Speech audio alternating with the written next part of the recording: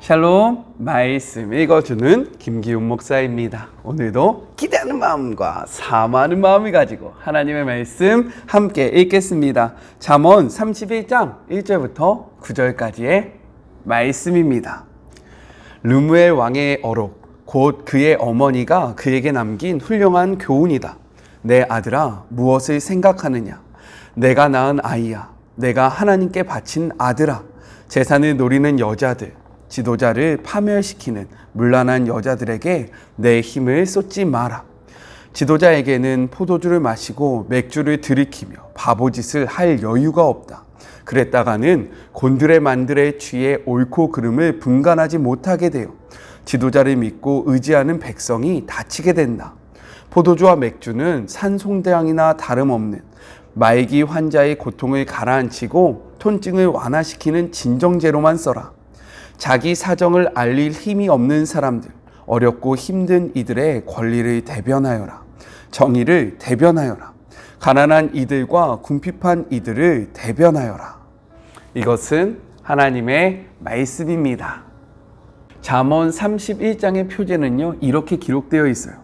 르무엘 왕의 잠언이다 라고 이야기합니다. 그렇다면 르무엘은 누구일까? 유대인 학자들은요, 르무엘이 솔로몬의 다른 이름이었다라고 이야기를 합니다. 쉽게 이야기하자면요, 저는 김기용 목사예요. 그런데 지금 유튜브에서 저는 마리목으로 활동하고 있잖아요. 이렇듯 솔로몬을 부르는 다른 이름이 바로 르무엘이었다라고 이야기하는 거예요. 그래서 오늘 본문에서 이야기하는 어머니는 밧세바가 되는 겁니다. 그리고 이것의 배경은요, 솔로몬이 이방 여인들에게 빠져서 하나님 앞에 드려야 하는 제사를 드리지 않았을 때 그의 어머니 밧세바가 그의 모습을 바라보면서 하는 권면이다 라고 이야기를 하고 있는 거예요. 그런데 이 이야기가 그럴듯하게 보이나 사실은요, 근거가 매우 희박한 그러한 이야기입니다.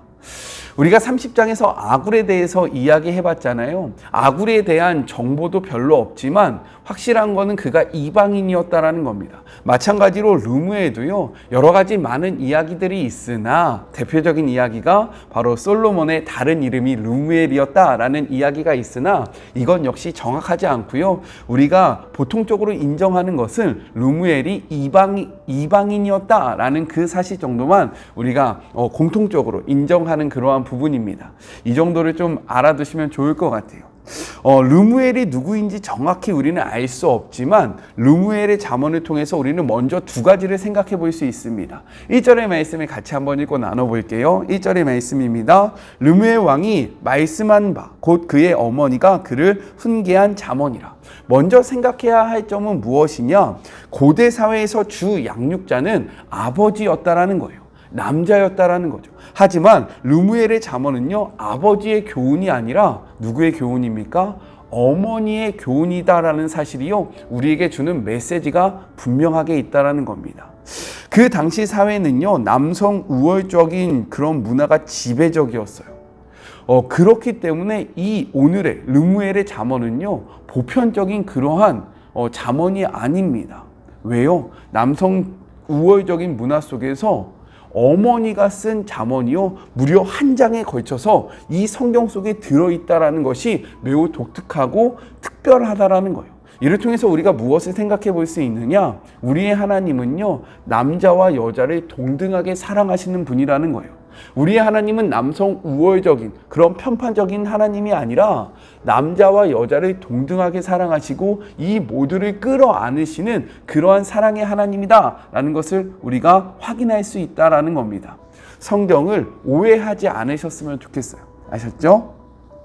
둘째로, 지금까지 잠언은 주로 왕이 백성에게 주는 교훈들이 담겨져 있었습니다. 이 왕은요, 지혜의 왕 솔로몬이 많은 부분을 차지했어요. 그런데 오늘 말씀은 어떠합니까? 이번에는요, 왕이 백성에게 주는 것이 아니라 어머니가 그의 아들인 왕에게 주는 메시지가 담겨져 있다는 거예요. 따라서 르무엘의 잠언은요, 하나님을 경외하는 지식과 지혜는 지위 고하를 막론하고 모두에게 적용되어야 한다라는 것을 우리에게 분명히 보여주고 있다는 겁니다. 다시 한번요. 풀어서 이야기하면 이렇게 이야기할 수 있을 것 같아요. 하나님의 말씀은 전하는 자, 저 같은 자나 아니면 듣는 자, 여러분이나 높은 자나 낮은 자나 부한 자나 가난한 자나 관계없이 모두가 들어야 하고 지켜야 하는 살아있는 말씀이다라는 것을 우리에게 알려주고 있는 거예요. 이것은 저에게 주는 메시지가 더욱더 많은 것 같습니다. 말씀을 전하다 보면요, 저는 이것과 상관없는 존재가 되어서 이야기만 하는 그러한 통로로 사용받을 것 같은 느낌이 들 때가 있어요. 아니라는 거예요. 제가 먼저 말씀을 지키고 제가 먼저 말씀을 살아가는 것. 저도 이 말씀에서 자유롭지 못하고 이 말씀을 지킬 때에만 하나님 앞에 바로 설 수 있다라는 것을 제가 먼저 기억하는 그런 복된 하루가 되었으면 좋겠습니다. 이것은 르무엘의 잠언의 그 큰 두 가지 특징인 거고요. 내용상 오늘의 본문은 세 가지로 나눠서 생각해 볼 수 있어요. 먼저 첫 번째 2절과 3절. 내 힘을 여자들에게 쓰지 말라는 것입니다. 2절을 보면요, 서원대로 얻은 아들이라는 표현이 나와요. 이는요, 르무엘 왕이 간절한 기도와 하나님께 대한 약속으로 태어났다라는 것을 보여주고 있고요. 또한 르무엘 왕은 어머니의 기도를 통해 하나님 앞에 올림된 자, 드림받은 자였다라는 것을 분명하게 나타내주고 있는 표현인 거예요. 따라서 하나님께 드려진 자로서 이 사실을 잊으면 안 된다. 너는 하나님의 사람이다 라는 것을 먼저 선포하면서 이 말씀을 시작하고 있다는 거예요. 우리 모두는요, 하나님께 드려진 바 된 하나님의 사람입니다. 믿으시죠? 그렇기 때문에 오늘도 우리가 이 말씀을 붙잡고 있는 거예요. 이렇게 하나님께 드려진 르무엘 왕에게 어머니는 가장 먼저 이 말씀으로 권면하고 있습니다. 우리 3절의 말씀 같이 한번 읽어볼게요. 내 힘을 여자들에게 쓰지 말며 왕들을 멸망시키는 일을 행하지 말지어다 라고 이야기하고 있어요. 여기에서 힘은요, 육체적인 힘, 능력뿐만 아니라 재산을 포함하고 있는 의미를 담고 있습니다.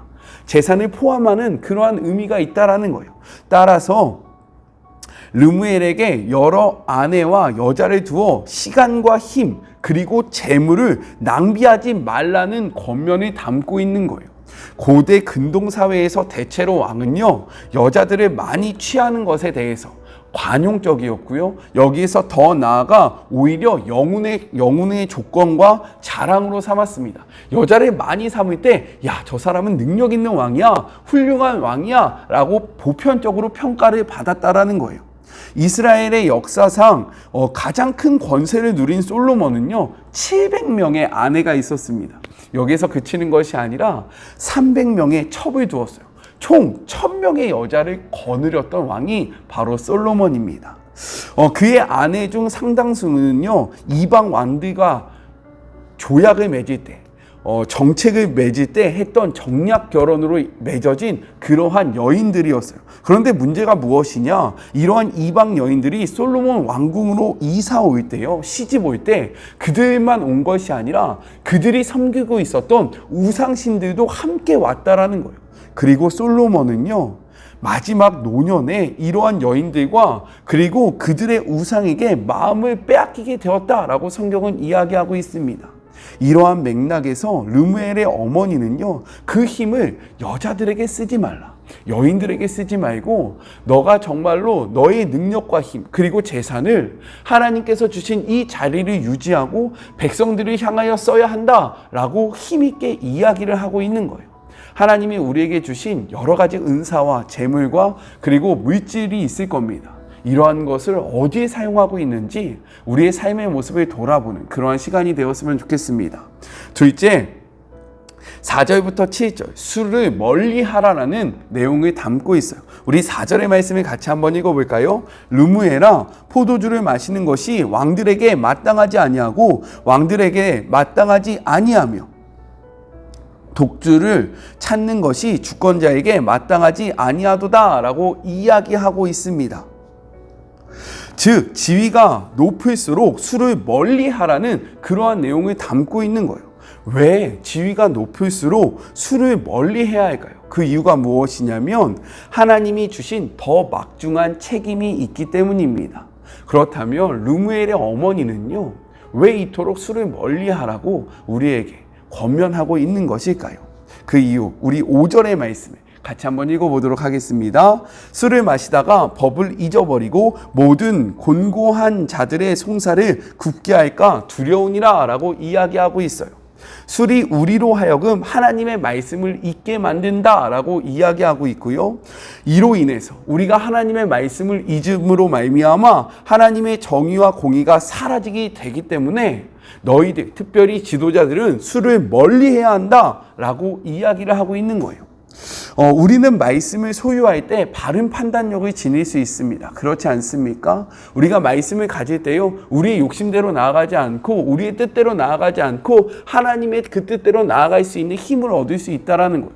그런데 술을 가까이 하면요, 이러한 말씀을 잊어버리기 때문에 우리의 기준이 사라지게 되고요, 우리의 감정과 우리의 생각이 우리의 삶의 기준이 되어 구분 판정을 내릴 수밖에 없다라고 이야기하면서 술을 멀리하라라고 권면하고 있는 거예요. 그렇다면 6절과 7절은 우리가 어떻게 해석해야 할까요?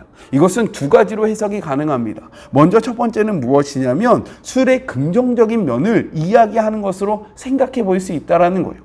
권력자들에게 술은요, 율법을 잊게 하는 것이기 때문에 멀리해야 하지만 고통 중에 있는 백성에게는 아픔을 잠시라도 잊게 하거나 조금 수월하게 견딜 수 있게 하는 것이 되기 때문에 이러한 술은 그들에게 필요하다라고 이야기를 하고 있는 거죠. 그리고 둘째는 무엇이냐? 권력자가 술을 가까이 할 때 어떻게 됩니까? 율법을 잊게 되고 구분 판별을 하게 되잖아요. 그러면 그러한 악한 영향력이 누구에게 돌아옵니까? 백성들에게 흘러가게 되고 백성들의 삶이 어렵게 되잖아요. 삶이 어려우니까 그들은 또 술을 찾게 된다는 겁니다. 따라서 이 말은 무엇이냐면 술을 찾지 아니할 수 있도록, 백성들이 술을 찾지 아니하고 술을 의지하지 아니할 수 있도록 지도자들은 절제함으로 바르게 맡겨진 직무에 최선을 다하면서 살아가야 한다라고 이야기를 하는 거예요. 이 두 가지 의미를 모두 다 담고 있는 겁니다. 이 사실을 기억하시면서요, 술, 우리의 문화 속에서 빼놓을 수 없는 것이 되었지만 하나님의 사람들이라면 우리의 유익을 위해서가 아니라 이 술이 하나님의 말씀을 잊게 만들기 때문에 주님의 이름으로 끊고 멀리 하시는 그런 복된 하루가 되었으면 좋겠어요.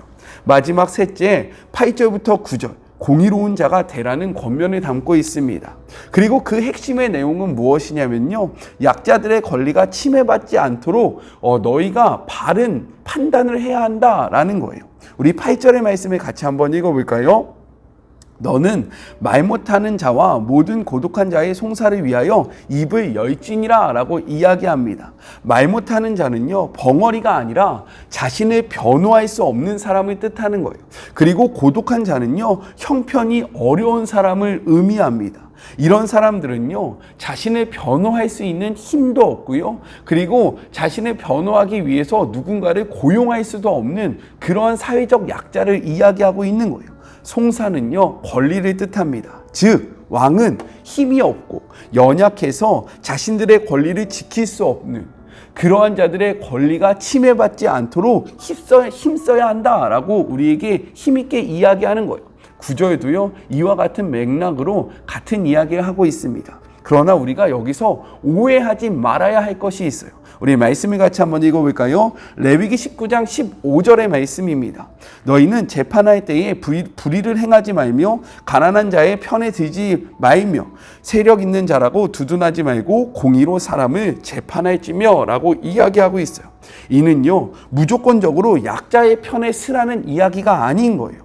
약자가 잘못했을지라도 약자니까 용서하여라 라고 말하는 것이 아니라 약자이기 때문에 힘이 없어서 당연한 권리가 침해받는 억울한 일이 생겨서는 안 되고 그러한 일이 생기지 아니할 수 있도록 너희는 공정한 판단, 돈이 있는 자라고 더 잘 봐주지 말고 돈이 없고 힘이 없다고 해서 이들에게 가중한 처벌을 내리지 말고 하나님의 시선으로 맡겨진 자리에서 정의와 그리고 공의를 실천하라 라고 우리에게 권면을 하고 있는 거예요.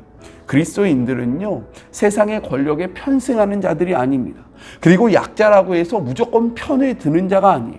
하나님의 말씀 앞에서 바른 삶을 살아가고 이 말씀을 기준으로 세상을 평가하는 것이 바로 그리스도인의 관점이 되어야 한다는 사실을 기억하시는 그런 복된 하루가 되었으면 좋겠습니다. 우리 같이 기도할까요? 하나님 감사합니다. 오늘도 말씀을 통해서 우리에게 여러 가지 말씀을 해주셨습니다. 주님, 각자 마음에 남는 말씀이 있을 거라 생각되어집니다. 그 말씀을 붙잡고 이 말씀대로 살아가는 복된 하루가 될 수 있도록 주님 축복하여 주시고 함께하여 주시옵소서. 우리가 세상 속에서 나아갈 때에 우리의 힘으로 살 수 없음을 다시 한번 고백하오니 하나님, 우리가 경건의 모양만을 취하는 자들이 아니라 하나님의 말씀을 소유하고 이 말씀을 살아내므로 경건의 능력을 행사하는 주의 모든 자녀들이 되게 하여 주시옵소서. 함께 하실 주님을 기대하며 거룩하신 예수님의 이름으로 기도드립니다. 아멘. 하나님의 말씀대로 살아가는 복된 하루가 되었으면 좋겠습니다. 저는요, 또 내일 만나도록 할게요. 사랑하고 주님의 이름으로 축복하면서 오늘 하루도 힘내세요. 우리 내일 만나요. 안녕. 오늘도 수고하셨습니다.